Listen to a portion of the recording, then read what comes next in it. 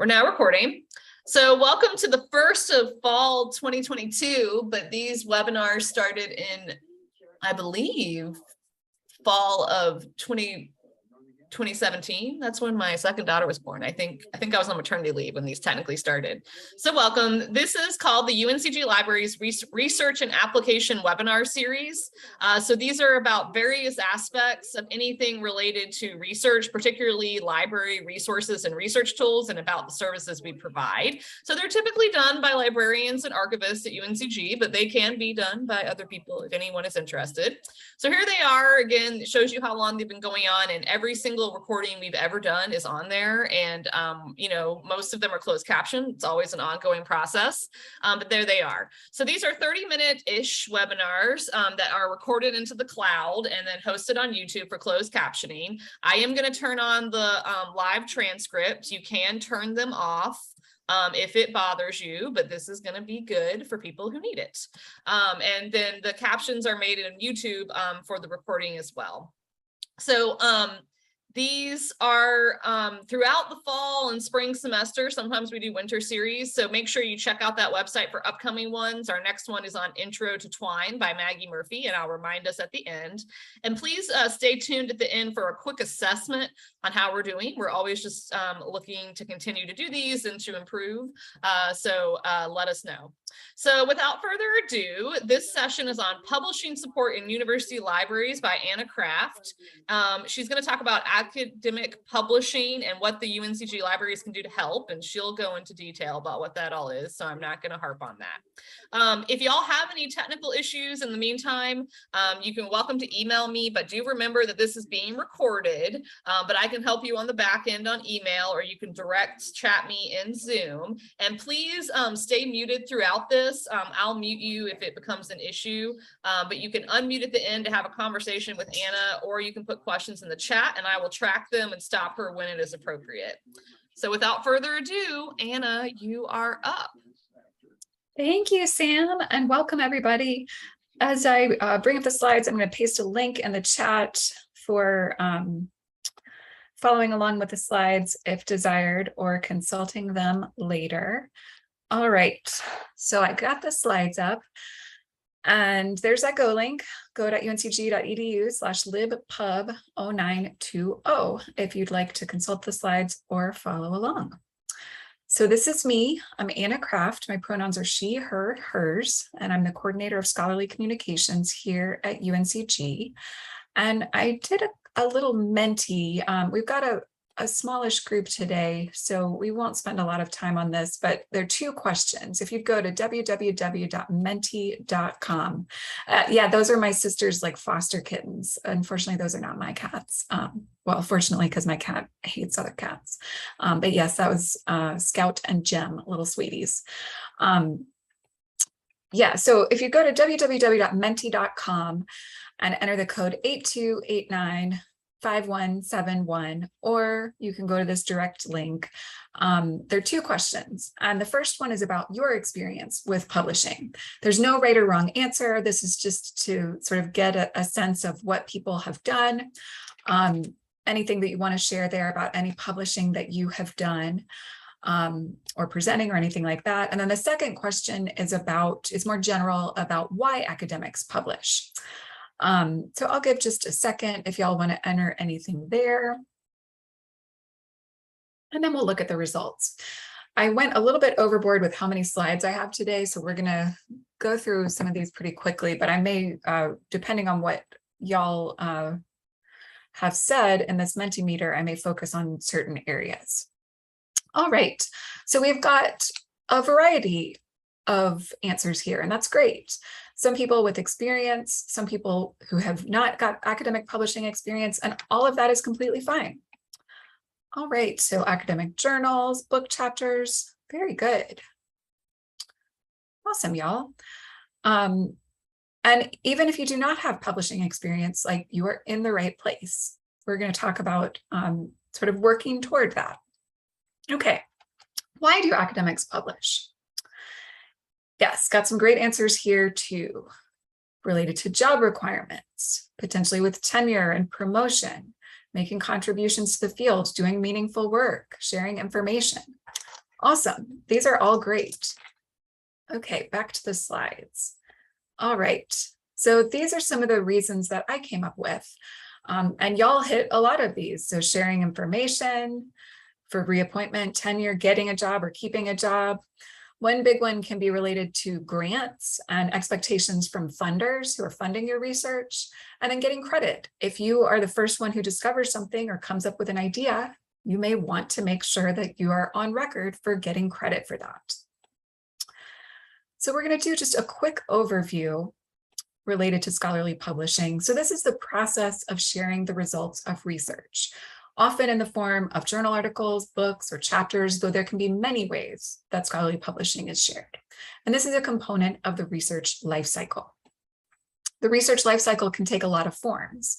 This is a snippet from a Google image search, just to show that people visualize it in different ways. One simple way to look at it is starting with an idea, doing research on that, creating something, and then sharing it, maybe through publishing. Other people find and consume that content, and that generates new ideas, which starts the whole process over. And there are a lot of ways to contribute and share the results of scholarly research. Not all of them involve publishing, and different disciplines may handle sharing differently, and different projects may require different forms of sharing. So all of these things may be completely legitimate depending on your project and your discipline. And again, just saying that the disciplinary factors can change, but today we're primarily focusing on scholarly publishing in relation to academic journals. But that does not mean that any other type of publishing or sharing is less important. And if you've got questions in some of those other areas as well, definitely bring those up as we go along. So I'm not going to spend time going into the whole process. This is just a basic overview of scholarly publishing when it comes to journals, starting with authors submitting manuscripts to journals, and then moving through that whole editing and review stage through production and into publication. I also want to touch on open access. So the traditional model is subscription-based, where individuals or institutions pay for content that's published through a journal.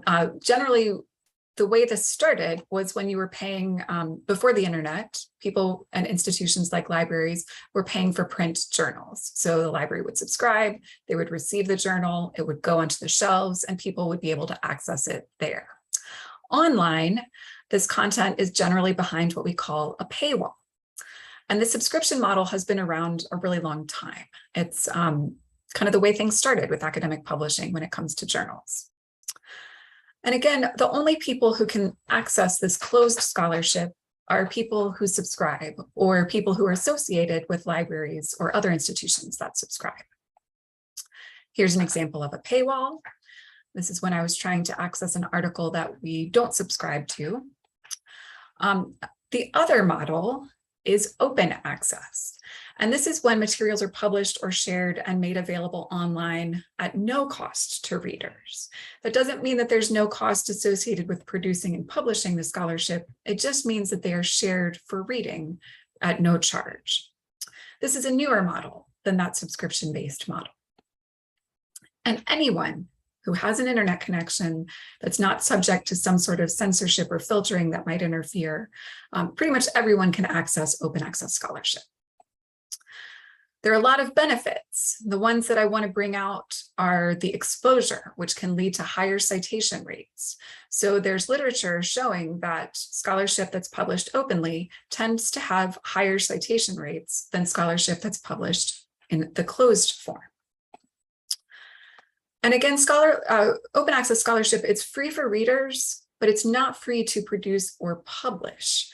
So how is it funded? How does the money work with this? Often, these journals are funded through what we call article processing charges. And these are actually payments from the author, or maybe from their institution, to the publisher. This is pretty common in some models of open access, but not all of them. And sometimes these fees may be paid by the author's funding agency or employer. These APCs generate income that covers publishing costs that might otherwise be covered by subscriptions. Sometimes these APCs can be funded through financial awards or credits, and I'm going to talk more about how the libraries can provide support in that area in just a minute. In rare situations, sometimes based on geographic location, publishers may be willing to waive APCs, especially if you're in a developing country. And APCs can really vary across publishers. Some open access publishers do not charge APCs. That's the publishing model that we often refer to as diamond or platinum open access. It means that the authors do not have to pay. But many journals that are open do have APCs. The low range, which is not necessarily insignificant, is generally around a couple $100s. The average that I see is about $3,000, which is a lot of money. And the high range, which is really high, the highest one that I've seen is about $12,000, which is a ton of money. And if you're wondering how are people affording this, I think the assumption with the journals that are charging prices like that is that these researchers are being funded through grants, and they're writing these costs into their grants. But not all scholarship is funded through grants, and certainly not all scholarship that is worth sharing and publishing. So this can price some researchers and some scholarship out of certain journals, which is unfortunate. Publishers and journals should be completely transparent with you about any charges associated with their journals. So look at that information before you submit your manuscript to a journal. And if it's not clear, consider reaching out to the journal. If they won't share that information with you, or if you're getting you're not sure what's going on with that, that may be a red flag. And unfortunately, there are some journals that are bad actors when it comes to charging fees, but not actually providing publishing services. So we call these predatory or exploitative journals. And they say they provide peer review, editing, and things like that, but they don't actually do that. So they are charging people to publish their work, and they're not vetting it, which is dangerous for a lot of reasons. And these journals can be really aggressive in contacting authors directly, often through email, trying to solicit submissions. And if you're not sure if a journal is legitimate, that's something that we would love to help with, to try to make sure that our researchers don't get entangled with predatory journals. So here's an example of a solicitation that I got from a predatory journal. This one went straight to my spam folder, which is good, it is spam. But there's some other things here that are red flags. So I'm a librarian. I don't do anything in the medical field, but this is the journal, online journal of dentistry and oral health. And I think that the reason I'm getting solicited by this journal and other dentistry journals is that I once published an article about oral histories in the library context. And some of these journals are going to tables of contents from legitimate journals and just looking for keywords and pulling out author contact information because they know that authors who are publishing may be looking to publish more. So that's how they target people. And they saw that oral history and were like, boom, dentistry, even though that's not at all what I do.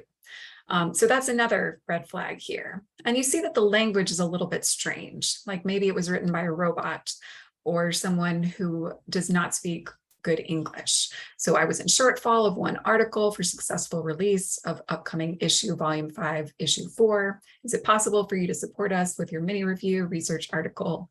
I believe in you that your one article brings out the best achievement to our journal.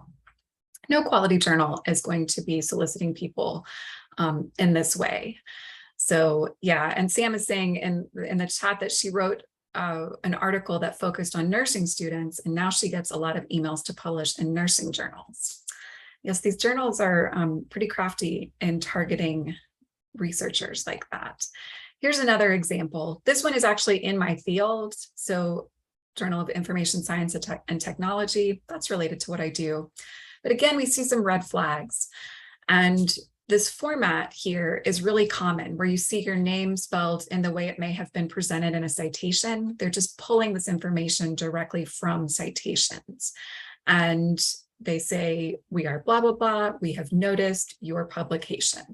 And then they might include the title of one of your articles, and they might praise it, saying, we found this very interesting. We would love for you to publish something with us. And again, this is, they're pulling stuff out of tables of contents from legitimate journals and just trying to contact as many people as they can to hope that someone is going to submit their work and pay for it. Not all predatory journals, unfortunately, show these immediate glaring red flags. And it's really important to evaluate a journal before you send in your work, because if you send in your work and then you realize that it might be predatory and you want to get your article back, it can be really hard. So if you need assistance in this area, please ask. Your liaison librarian is a great place to start, and you can also contact me. So now I want to talk more about some of the support that we can provide. Related to what we've just been talking about, we can help with assistance in identifying journals for people who are looking to submit manuscripts, thinking through factors that people should consider when looking at journals, figuring out if it's a quality journal, if it's a good fit for your work, understanding questions about peer review. We can also help with things related to author rights, copyright, and Creative Commons. So we're not lawyers, we can't provide legal advice, but we can help with some questions related to like who owns my work when it is published, and understanding that, how you might be able to keep certain rights to your own work when you share it, and then with issues related to Creative Commons and usage with that. And then here are some of the systems that we might use in this area with Creative Commons, choosing licenses, a site called Sherpa Romeo that can help with understanding journal permissions. These are just some of the tools in this area. We can also provide training on researcher identity management, scholarship impact measures, and related areas. So if you're looking to raise the profile of your research and make it easier for others to find it, if you're looking to show impact, maybe you're going up for tenure or promotion, or you're looking to put together your portfolio as you're coming out of grad school. If you want to show the impact of your published scholarship, that's something we may be able to help with. And questions like finding high impact journals that might be good for your work. These are some of the systems that we might be able to help with. There are a lot of them that are out there, and these are some of the big ones. So if you've got questions about any of these are things that we can help with. We can also provide education on scholarly communications in general, scholarly publishing, and related topics. So we do sessions for courses, departments, and other groups. We also have some online tutorials. I've got a link there that will take you to the main tutorials page, which has a lot of things related to research. And then a sublink there for our open access tutorial, which is pretty new. And if you are interested now or in the future on a session related to any of the topics we've talked about today, please let us know. We'd be glad to help. I also want to dive into some of the support that we can provide specifically for open access publishing and sharing. So we can help in all of these areas, and I'm going to talk about each of these in more detail on the following slides. So we've mentioned predatory journals and wanting to avoid those. Some of the tools that we recommend are Think, Check, Submit, and Journal Evaluation Tool. The first one is a checklist. The second one is a rubric, and those can walk you through some of the considerations for thinking about journal quality. There are also a couple of links here to slides and recordings from sessions that relate to journal quality. And again, if you've got questions when it comes to evaluating journals, please ask. When it comes to supporting APCs and open access publication, we are glad that we can offer some funding to researchers in these areas. So in conjunction with the Office of Research and Engagement, we offer awards through the Open Access Publishing Fund of up to $1,500 per year to offset the cost in publishing in open access journals. And if you're a full-time faculty, a full-time EHRA employee, or an enrolled graduate student, you are eligible to apply. And there's a Go link there at the bottom if you'd like to learn more about this and see the application. And that $1,500 that we offer for the Open Access Publishing Fund, that may not cover all APCs. We also offer, through working with some publishers directly, some additional discounts and credits for publishing open access. So we have APC waivers with Cambridge University Press, Wiley, and IGI Global, where you may be able to publish completely free, open access in some of these journals. We also have discounts with SAGE and MDPI of 10%. And those discounts can also be used in conjunction with the Open Access Publishing Fund. So say your APC is $2,000 with SAGE, you get that 10% discount, knock a little bit off the top, and then apply the Open Access Publishing Fund, and you've reduced your APC significantly. If you'd like to learn more about any of these and how you might get them, there's a Go link at the bottom for more information. There are additional funding options on campus and in the UNC system. The Office of Research and Engagement collects and shares information about other funding opportunities, and these are less towards things like APCs and more towards other types of publishing support. So potentially hiring an editor, paying for indexing for a book, things like that. So I've got a link there to their publication, media development, and exhibition subsidies, which I think are primarily available for faculty. But if you look at their main page about this, they've got other information that may be of interest. There are also some grants through the UNC Press that can help support publishing. And we've worked with them on helping a faculty member produce an open access textbook that received one of these grants. So I just want to let people know that this option is out there.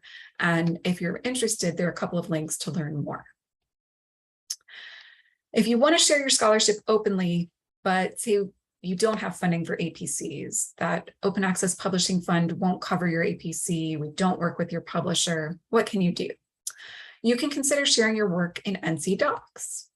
So this is our open access institutional repository. This is a database of open scholarship associated with UNCG. And everything in here has at least one UNCG-based co-author.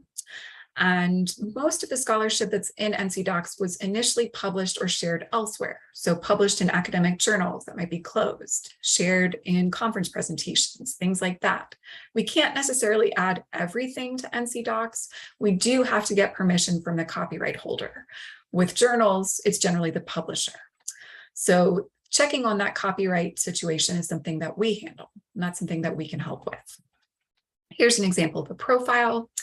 For Dr. Borders, we've got a little bit of information about her, and we've got 97 of her publications that are completely free and open for anyone to read.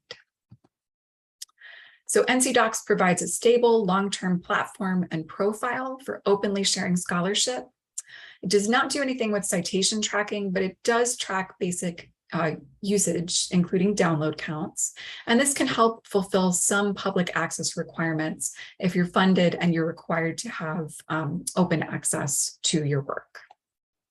If you'd like a profile or to update your profile in NC Docs, send us an email, ncdocs@uncg.edu. We also offer open access journal hosting. So we host more than a dozen open access journals, and these all have the funding model of what I mentioned earlier of diamond or platinum open access. So there are no APCs associated with any of these, and they're all published within UNCG. They're all free to read. There are no APCs. Some of the journals publish national or international scholarship. Some are focused on student papers. They all have a discipline or an area within which they are publishing. Not everything on the list is currently active. Some journals have ceased publication. And if you're interested in any of them, there's a link here, libjournal.uncg.edu.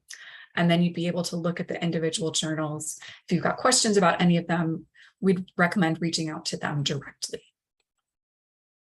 We also provide support for open educational resources. This is related to open access, but it's a little bit different. These are teaching, learning, research resources that are in the public domain or have been licensed so that others can use them freely and repurpose them.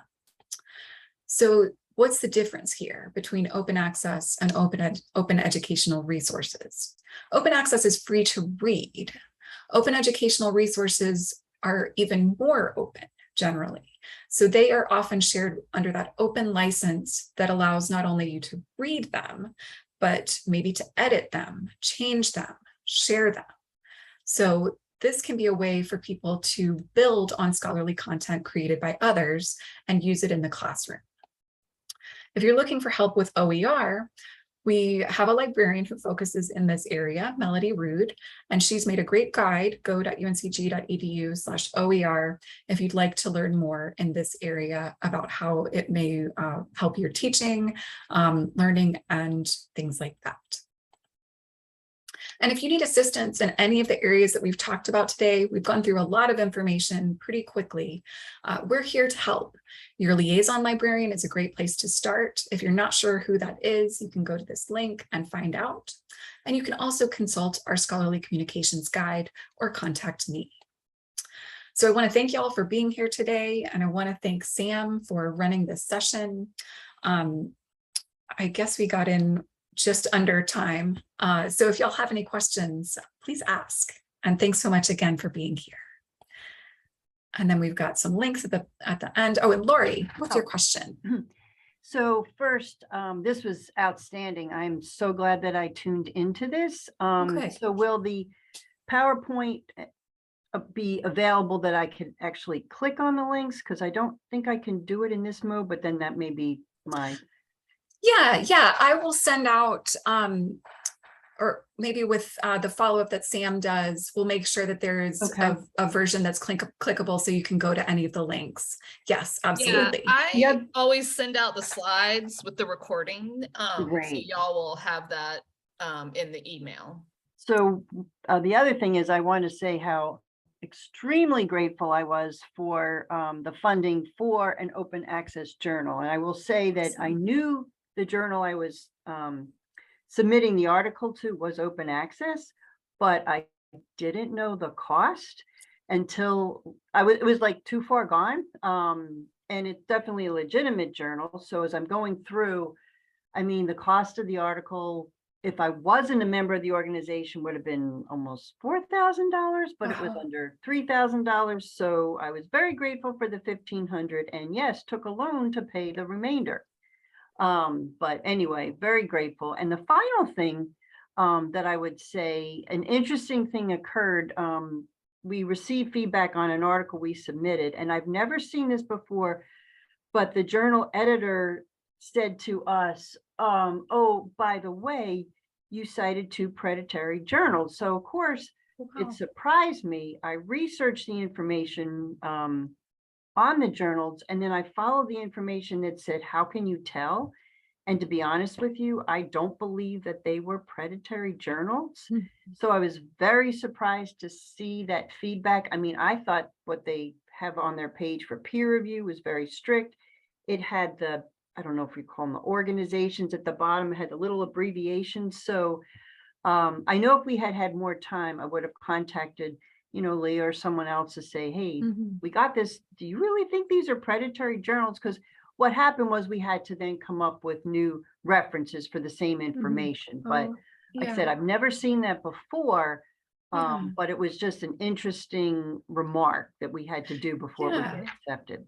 So I'm glad that you brought that up, because that's actually not, when I think about working with authors who are having to deal with predatory journals, that is something that I have seen less in terms of feedback related to citations, but that's important. And one thing I want to say about that is that not all journals are 100% good or 100% bad. They're kind of gray areas, and people may have different, come to different conclusions. And also, predatory journals are trying to solicit submissions from legitimate authors. So not all scholarship that ends up being published by them is necessarily bad. It's kind of a mess, this whole situation with predatory journals. But that's really good to know that editors are looking at that in some situations, and that's feedback that authors are receiving. I'm glad to know about that. Where I'm going with this is I really didn't think that those 2 journals were. And so I felt, you know, obviously wanted the article accepted, so we switched, but it's like, how, you know, do you prove that, like, hey, it's open access, but not every open access journal is predatory. Yeah, for sure. I mean, because if that's the case, interestingly enough, the journal where mine was accepted, it's called Innovation in Aging. It's a journal from the Gerontological Society, and its impact factor was over 6. So it just surprised me if there's going to be an assumption that every open access journal is predatory. That was like kind of. Yeah, I think that some people do have that mindset, but luckily there's a lot more education available now about open access and things that you can do, like look at the directory of open access journals to see if your journal isn't there. So yeah, there's that, and that's something that we provide sessions on, more about open access and about distinguishing between quality or maybe questionable practices within open access. Oh, well, thank you. Yeah, thank you. So I see another question from Candace. What is the best way to search for journals that are seeking submissions? That's a great question. And I think that can vary. One way that I sometimes see journal solicitations is through listservs. So if you're on listservs within your discipline and you see that a certain journal might be doing maybe a special issue and they're looking for things on a certain topic, you can also just look at literature that you're reading within the profession. And not all journals are going to be wildly sending out things about soliciting submissions. They may just be getting a lot of content and not need to do a lot of soliciting. So going to journal homepages and looking to see, are they open to submissions? What are their submission criteria? Thinking about the journals that you're reading and then looking at what their policies are. Academia.edu, great question. So there are a couple of systems. One is ResearchGate, the other is academia.edu, that are not quite open access, but they are, especially academia.edu, they try to present themselves as open, but maybe they require a sign-in or something like that. So it's not truly open access. My thoughts on those is that I would think about what they're doing with my data and what benefit they are getting from being associated with me and my scholarship. Because if you are not paying them in some way, and it's not clear how they are making money, then they may be selling your data or trying to sell you something. So there are some academic systems out there like ORCID that are nonprofit and that are not going to be trying to sell your data. Some of these others that are for-profit, like academia.edu and ResearchGate, their business model is a little bit different. So I'm not saying it's 100% bad. I've actually found some, really useful things on ResearchGate related to seeing conversations about if a journal is quality or not, and kind of experiences that people have had with different journals. I think in terms of conversations within the profession, those can be useful. So I think there are positives and negatives, and really think about what your own experience is and what you are looking to get out of systems like that versus what the negatives may be with money and data and things like that. All right. Yeah, thank you, Dorcas. We appreciate you being here today. All right, y'all. Well, it is a little bit after 11:30. If there are any other questions, I'm glad to stay on for a few more minutes. But again, I want to thank y'all for being here and for your great questions. And I want to thank Sam for running this. And we will make sure that all the follow-up information gets sent out so that y'all have access to the recording and the slides. Yeah. Sorry, I forgot to drop the assessment form, but I'll just send it in the email. Because we're, a little bit over, sorry. And it is the next one up, just to let you all know, is Intro to Twine by Maggie Murphy. We have other ones coming up about streaming video and helping students think about how they learn, integrating habits of mind. So if you're interested in any of those, you can sign up here at our website. All the recordings are also listed here. If you have ideas for future topics, just let us know. And thanks, Anna. I hope everyone has a great rest of their week. Bye. Thanks, y'all. Bye.